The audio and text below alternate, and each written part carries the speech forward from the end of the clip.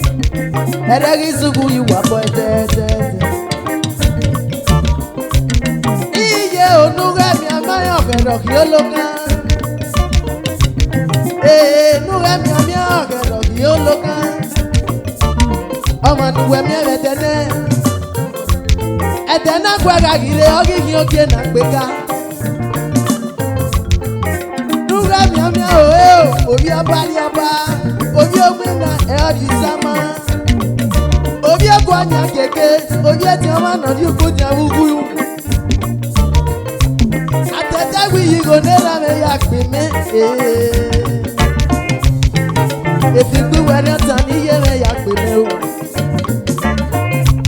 Akwesi no more go away where you no more yamako ene baba ge yonare wa onigo me pe gwana iyaro ayo no ene pe no enoma ogwe no yari ene gwanu yasewa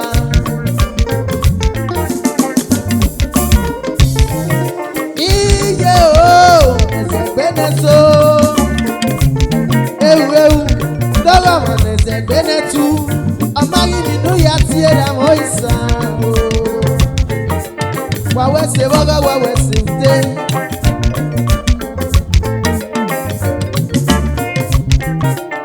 iyaro ayo era meneriwe Daddy Philip me owa onu gbe mege no ibo ebo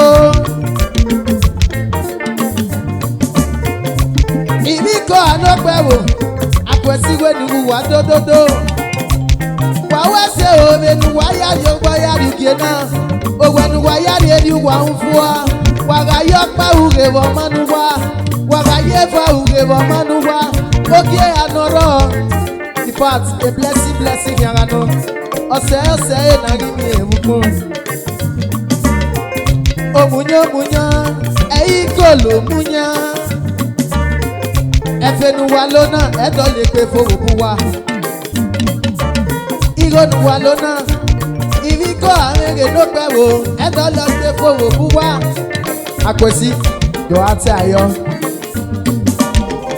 nagiye na ni abada o na de Philipinera nagiye na ni abroda o afiwere ni ke no mame waya wa wese be peme President ni ye wa wese mi ayo wa wese afiwere ni ke no mame ne Osas because asi no ga da jadi kwa we no afiwere ni ke no mame ne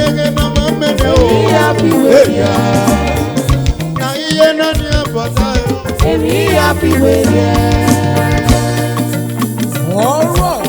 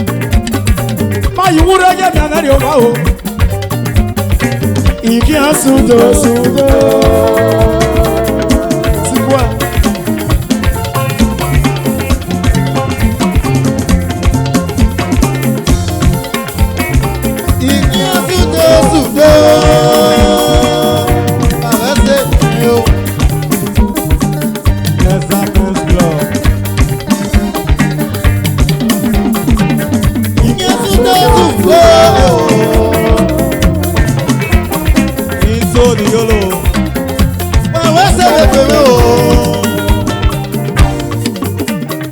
Do ga me, amen do amen me no bi ye o. Amen do amen no bi ye o. Amen do. Dale do ga no ga. Amen do. Akwesi re no ga yi. Amen no bi ye. Amen no bi ye. Amen no bi ye. No bi ye. Amen no bi ye. Amen no bi ye. Amen no bi ye. Oye pe babo me. Jesu ni agagaro. Oye pe babo me o. Oye pe babo me. Yes ale oye pe babo me. Jesu ni agagaro. Oye pe babo me oye. Esa tu me ni agagaro ye.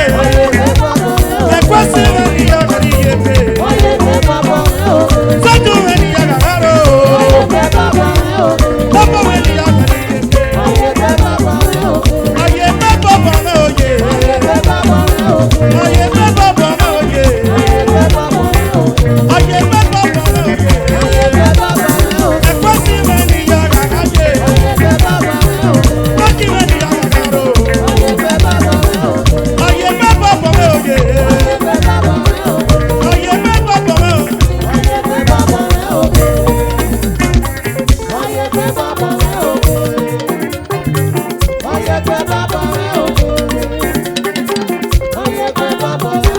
Jesu ni me ke ka oye.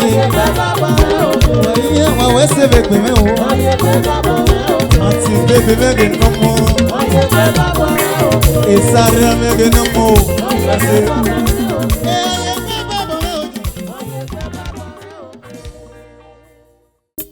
That launch of this latest album, that is said, Warrior okay, below 500, 1,500. Now we yo bonomona. You go ya pretend. Now you 200 naira yo okay. Yeah, you 200 naira yo you go waya. You know que c'est une carte.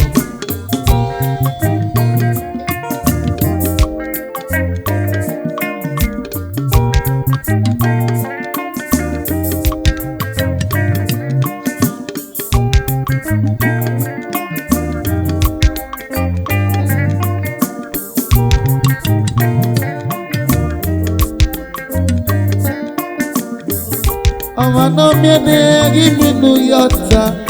No me.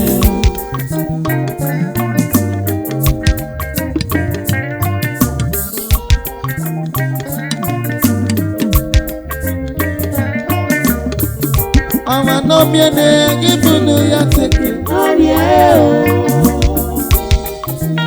Si fe bede no ga, adasi pe we do.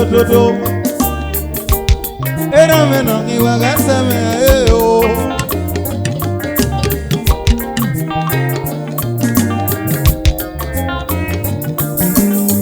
Si fe bede ni go kwe we ga se me daddy o. Ete na pe mo mi ga ri go Iya ma fu se wa ga se me joma. Adege wa ro mi ategbegbe yese. Ailo. Oro ma ni go wa se be pe me. Si fe bede wa ga se me o.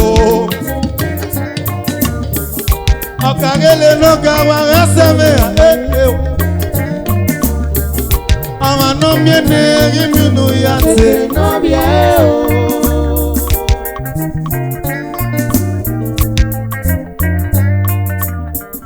Ete na gbe mo mi ga iko Enesi no ga do si kwegbe do Daddy Filipino ga do si kwegbe do Akele wo bi wa no ma se obi go nenu Uyi no ga wa ga se me Ama no mi ne give no ya take na ye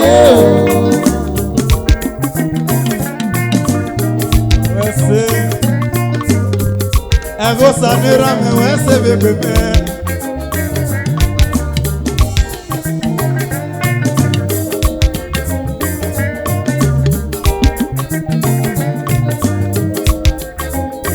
Okagelo piko.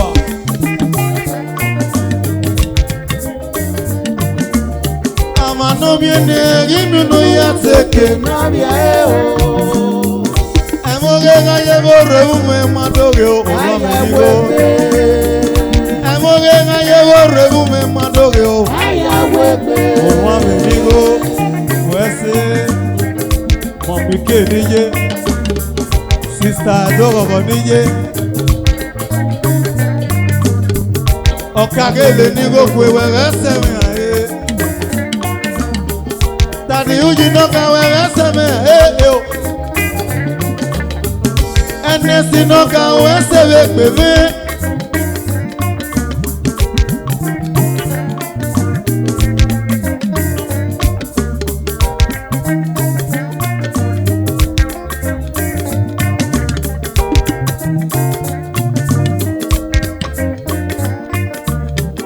O samuti ame no ka wese me yo. Biggie.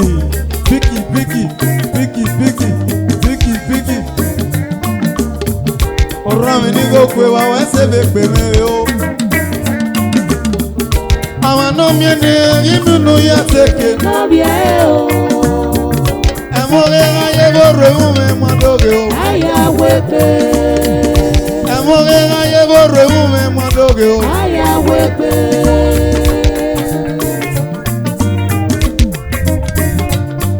Ame fue ki enu ne kwa no gitio. Ame fue ki enu ne bigi kwa no gitie. Bigi ni go. Ile odora beneso. Ile odora beneso. Ame ninu ya tera moisa. Subu no ipe oti ameko. Subu no ipe oti ameko. Okagele ni wo pe we se me o. Subu no ipe oti ameko o.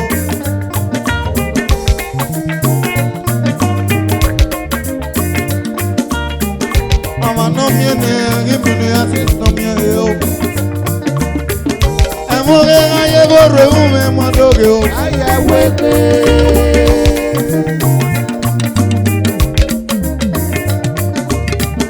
Onigo no ka wege se me o. Onigo kwe wa se me o. Abi Sunday Osavie. Minister praise nigo.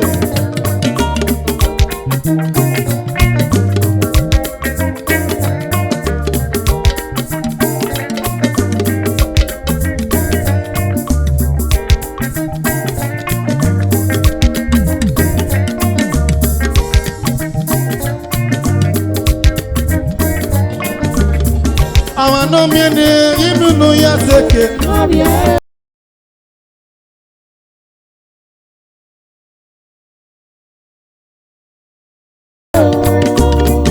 Emoge ga yebo rebume madoge o. Aya webe. Tela koma. Mami nigo kwe.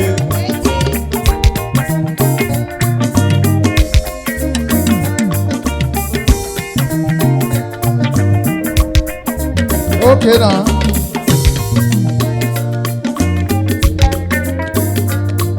Akwesi mere no sere, iwa ne pepe na we yaro gajo. Èmi ni mami abakọ agigbe mawo eti o salo boa.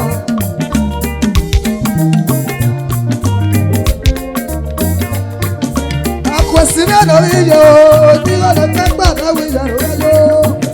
Èmi ni mami abakọ agigbe mawo eti Jesu dokie.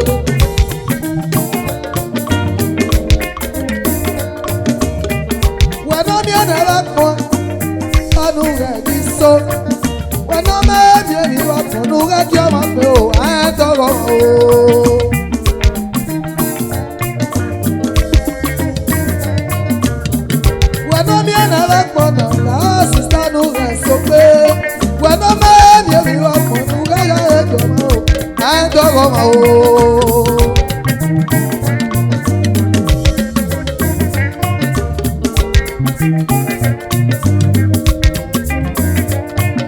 Ebi no mo bo wa si e, ni mena ki o na mi ene. E ma ya de bi sunu dani, ayo bo e ya si, topo na ye le si so. E topo na ye le si so. Ebi no mo bo wa si e, ni mena ki o na mi ene. E ma ya de bi sunu da, ayo bo e si, topo na ye le si so.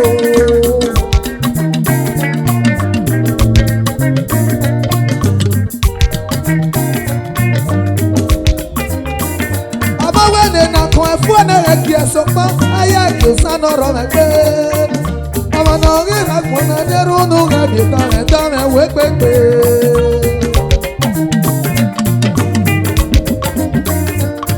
ama wa na ko efu na ya ki sokpa aya yosa noro megbe ama no ri ra kun na deru nu ga bi ta me erita ese.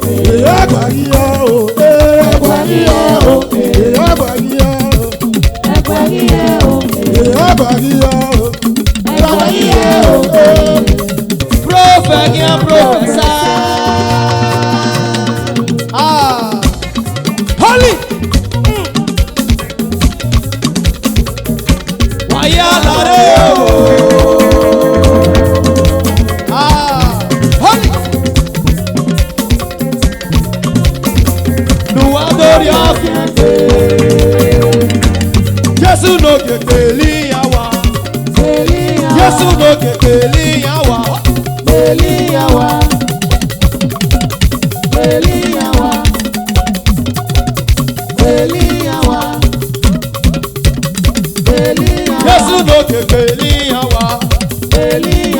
no ke beli yawa. Yesu no ke beli yawa. Yesu no ke beli yawa. Yesu no ke kogi yawa. Yesu no ke kogi yawa. Yesu no ke kogi yawa. Yesu no ke kogi yawa. Holy. Jahelo, lelelo, Jahelo, lelelo, Holy Michael, Holy Yere, Holy Gabriel, Jahelo, Jahelo, Ijesuroyo, Jesugalege, Holy Jesuroyo, Jesugalege,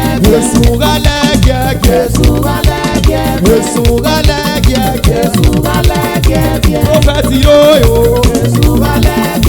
Prophet Iroyo, Akwesi Iroyo, Iyoke o, Iyoke mami eko, Iyoke mami eko, c'est pas ça que non.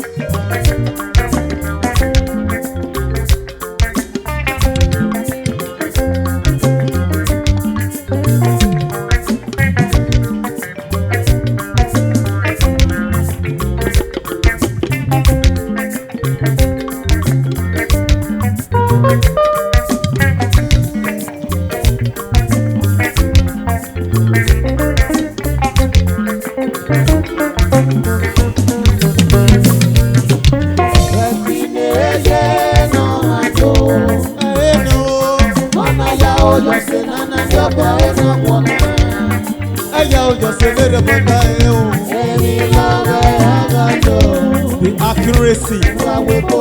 Because the same money they use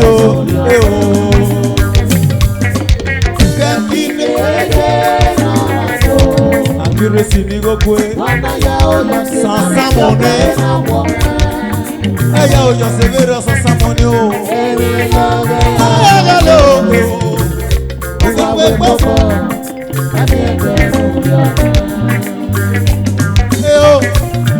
Ìwé mẹ́tẹ̀ẹ́nu yọ̀mẹ́, wẹ̀gà wẹ̀ gbọ́bọ̀. Ẹ̀mẹ́tẹ̀ẹ́nu yọ̀mẹ́, wẹ̀nà wẹ̀ gbọ́bọ̀. Ìwé mẹ́tẹ̀ẹ́nu yọ̀mẹ́ o, wẹ̀ gbọ́bọ̀. Ẹ̀mẹ́tẹ̀ẹ́nu yọ̀mẹ́. Ìwé fiwẹ́ mọ́mú ẹ̀, ìwé ìwọ̀wẹ̀ ìtọ́nu ẹ̀. Ìfiwẹ́ mọ́mú ẹ̀, èmi ní yọ̀bọ̀ ìwọ̀ ìtọ́nu ẹ̀. Ìtọ́ àníkó. Ìfiwẹ́ mọ́mú ẹ̀. Ìwé ìtọ́nu ẹ̀. Iye ìwé gbọ́bọ̀. Ẹ̀mí ẹ̀tẹ̀ lórí ọ̀rẹ́.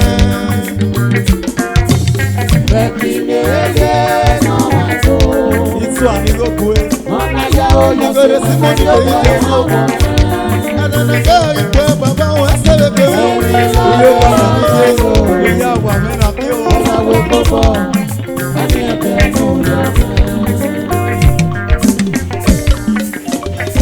Akiyewi lagame o.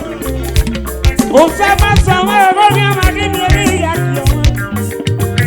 Ana nuri ni nana o Jesu na loki. Lago nuga akiyewi lagame. Iwi nani yo akiyewi lagame. Osama sama ebo ni amadi ni eri yakiyo. Ana eruni nana o Jesu na loki. Lago akiyewi lagame. Owo to mi yena akiye lagame o. Owo ni ni akiye lagame. Oh, Osama sama eni ani mi eri yakiyo o. Lago akiyewi lagame. Akiyewi lagame. Eri ma lagame. Ogi ọ̀rọ̀ ẹ̀mí ẹ̀rí yá kí ẹ̀wọ̀n. Láàbù Jésù rẹ̀ lókè. Ìdínkù ẹ̀yẹ ọ̀rẹ́ kí ẹ̀gbọ́n náà wọ́n sẹ́ni kàwé. Òṣè máa sọ̀rọ̀ ogi ọ̀rọ̀ ẹ̀mí ẹ̀rí yá kí ẹ̀wọ̀n. Láàbù ẹ̀kí ẹ̀rí lọ́gọ̀ mọ́. Ẹ̀kí ẹ̀rí lọ́gọ̀ mọ́ ọ̀pọ̀ yìí lókè. Láàbù. Baba o, mene winawe o, ni me ukiana, ekia elogo me. Usema soma ogyo me mieli yakia o. Lako, ekia elogo me, ekia logo, ekia logo, ekia elogo me o. Lao.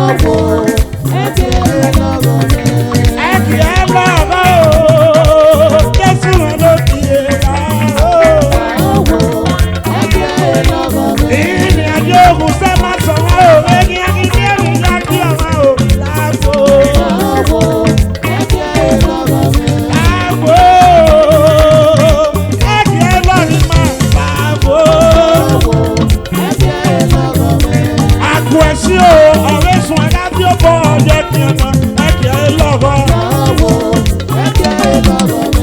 Ọ̀pẹ́ ènìyàn, ènìyàn má ní ìjà ènìyàn o.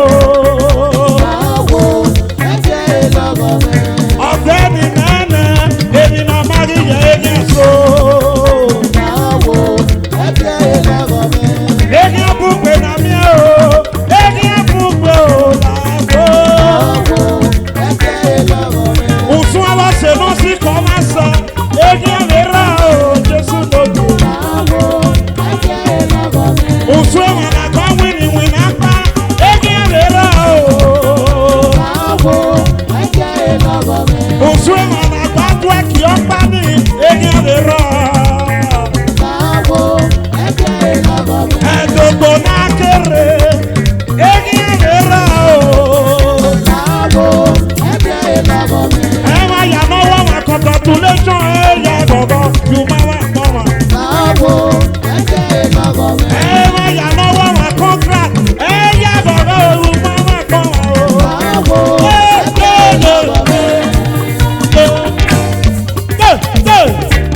Brother moye wa kowe. Sister moye wa kowe. Ira me no bie. Patrick ni gokwe, ikore Simoni de use. Uga moye wa kowe o, ameze nubio.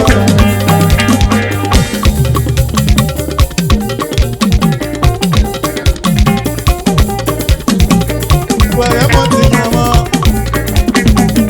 Sister ya moti nyama ropa. Nuga ya moti nyama o, moye wa kowe. Ejini ani gokwe, eseme yo. Waya moti nyama. Waya moti nyama ropa.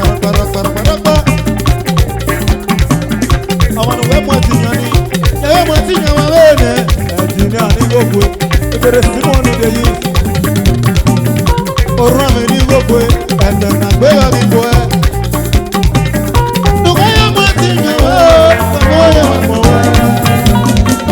from any go pray.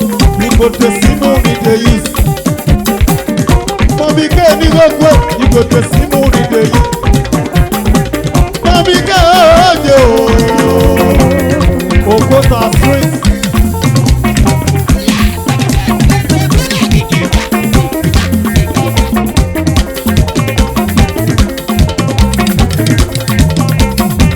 Mommy can you.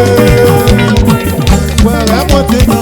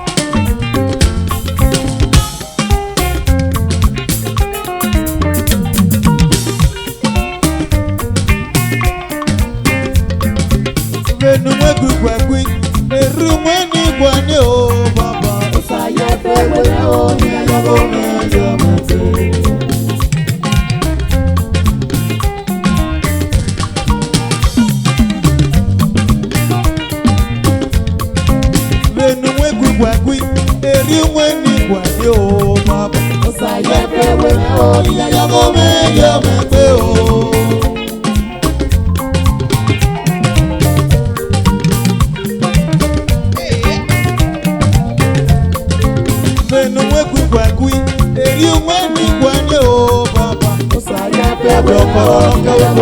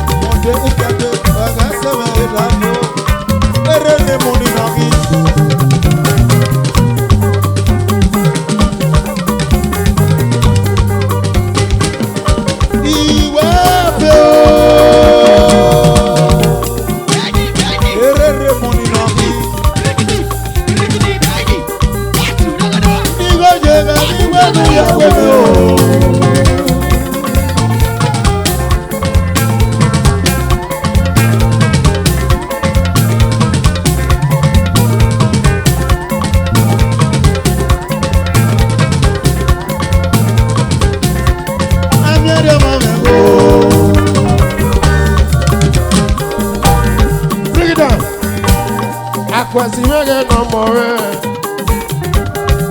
Ukwe gbedo ukwe igwe. Ukwodu ga kwa mono you see. Do.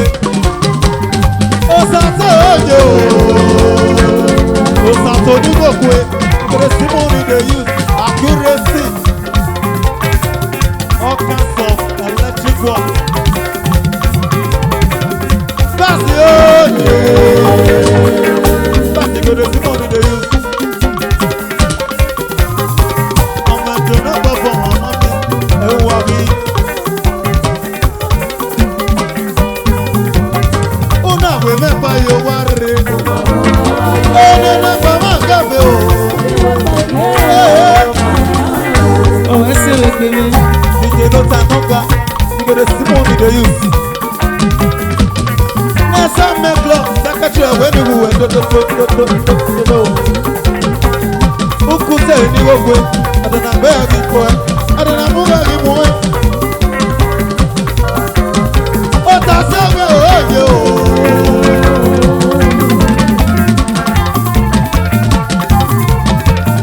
O ta se we o ye. Secretary, uku the Simon they use. Osas ni go go. Osas ni go go. You go the Simon they use. Secretary, you go the Simon they use.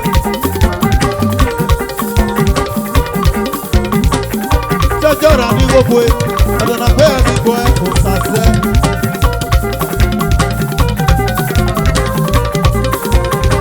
Jọjọra oh yeah.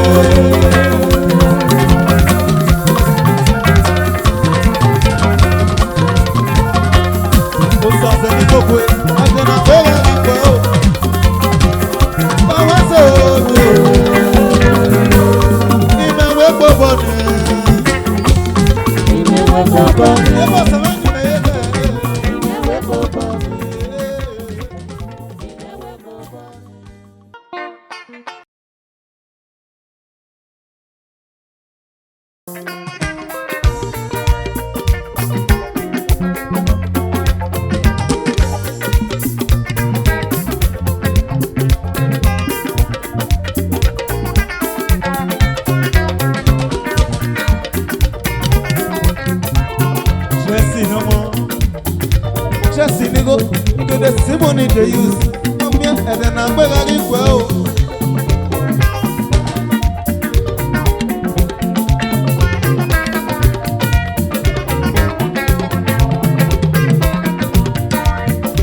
Emi kemi, no gidi mo wori o ogo. Where are your bow? Jesus,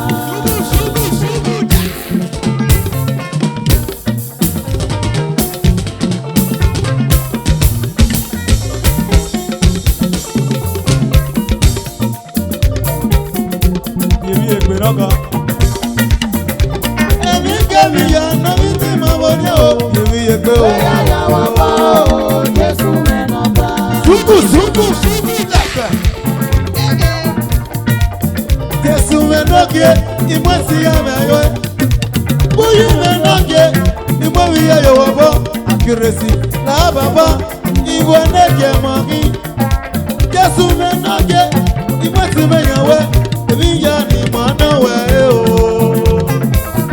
emi ya ni mana we o baba daddy esosa otasowe my baby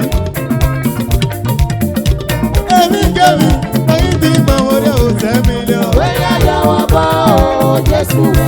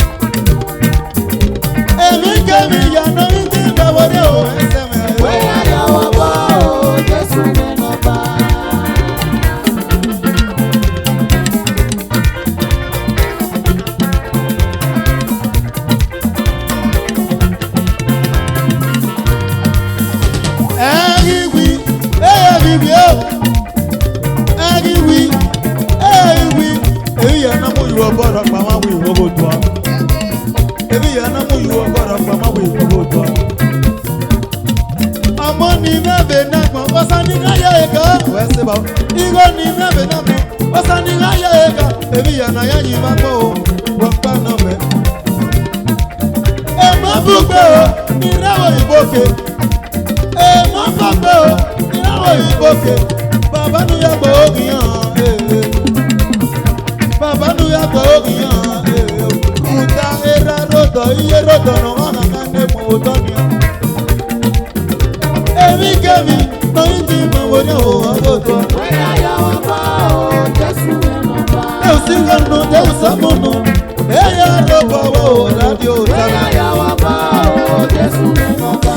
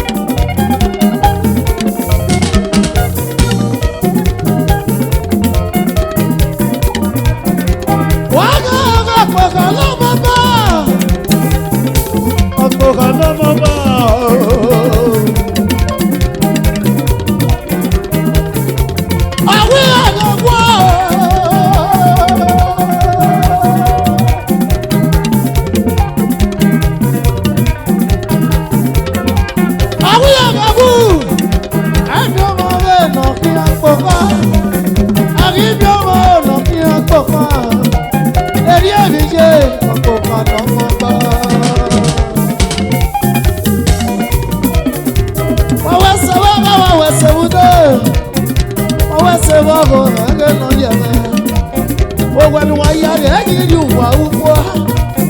Wọ́n gbọ́ sí lórí ọ̀rọ̀ máa bèrè. Yẹ́nì ló mẹ́ra sùn wọ̀kẹ́ o. Yẹ́nì ló mẹ́ra sùn wọ̀kẹ́ o. Iye. Dọ́tà Akwesi.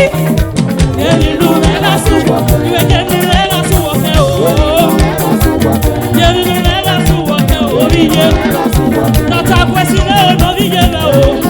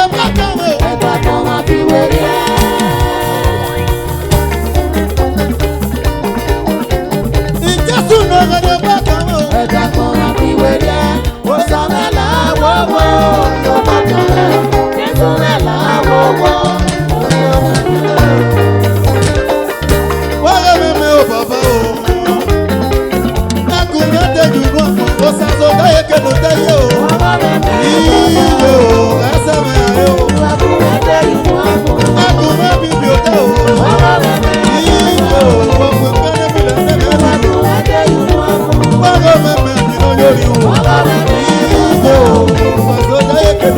o,